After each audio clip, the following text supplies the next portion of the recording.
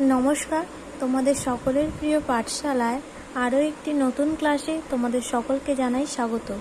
আজকে আমি তোমাদের সাথে আলোচনা করব ট্যালেন্ট সার্চ এক্সামিনেশনের ক্লাস 3 ইংলিশের কিছু প্রশ্ন উত্তর। তাহলে দেখে নেওয়া যাক প্রশ্ন উত্তরগুলো। প্রথমে আছে এলোমেলো শব্দগুলি সাজিয়ে বাক্য গঠন করো। কি শব্দ আছে? TRSUEL, এটাকে সাজিয়ে লিখলে হবে রেজাল্ট। দেখো রেজাল্ট কোথায় আছে? ডি এর দাগের আছে রেজাল্ট। তাহলে আমরা এটা লিখে নেব, ডি এর দাগ দিয়ে লিখে নেব রেজাল্ট, RESULT। তাহলে এটা সাজিয়ে লিখলে হবে রেজাল্ট, RUSELT। তারপরে 2 এর দাগের বলেছি জেন্ডার কয় প্রকার? 2 প্রকার, 3 প্রকার, 4 প্রকার না 5 প্রকার? জেন্ডার 4 প্রকার। 4 প্রকার কত আছে? সি এর দাগের আছে। তাহলে লিখে নিলাম 4 প্রকার, জেন্ডার 4 প্রকার। তারপরে দেখো 3 এর দাগের বলেছে when do you go to sleep, তোমরা কখন ঘুমাতে যাও? আমরা কখন ঘুমাই? রাত্রিবেলা। তাহলে এখানে রাত্রি ইংরেজি কি? নাইট। তাহলে এখানে লিখে নেব নাইট, NIGHT। তারপরে দেখো 4 এর দাগের বলেছি শূন্য স্থানে উপযুক্ত শব্দ বসাও।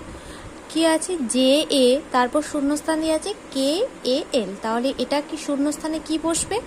JACKL, Jekyll. তাহলে ডি এর দাগের হয়ে যাবে সি, তাহলে এখানে যাবে সি, JACKAL, জ্যাকেল।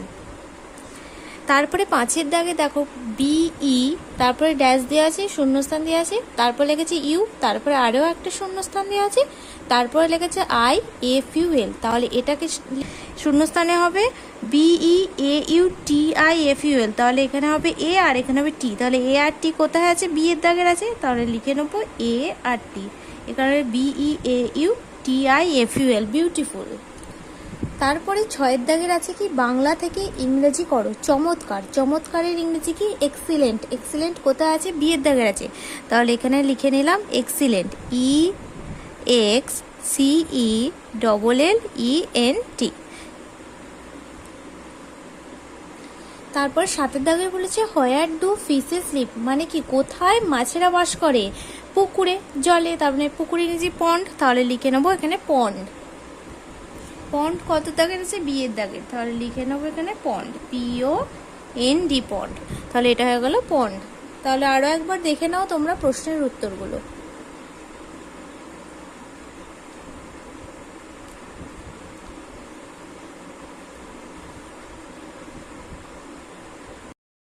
তারপরে দেখো 8 এর দাগের কি বলেছে হুইচ অ্যানিম্যাল পয়জনাস, মানে কি কোন প্রাণী বিষাক্ত?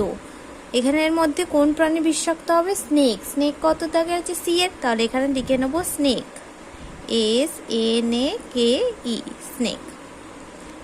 তারপরে অপোজিট ওয়ার্ড লিখতে বলেছে। কি অপোজিট ওয়ার্ড লিখতে বলেছে? লাইফ। লাইফের অপোজিট ওয়ার্ড কি হয়ে যাবে? Death, D.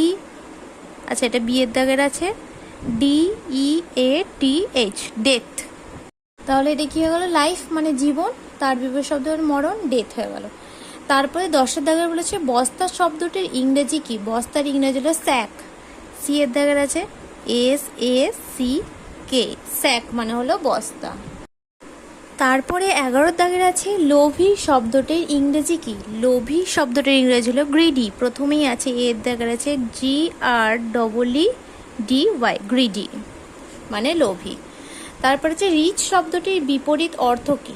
রিচ মানে ধনী, তাহলে গরিব বা দরিদ্র ইংরেজি হলো পুওর, সি এর দাগের আছে POOR, পুওর মানে দরিদ্র বা গরিব।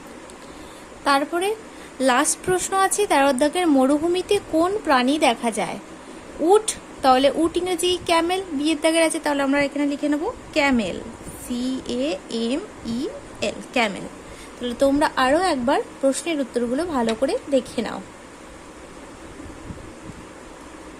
এগুলো তোমাদের ট্যালেন্ট সার্চ পরীক্ষার প্রশ্ন উত্তর লেখালাম ইংলিশের।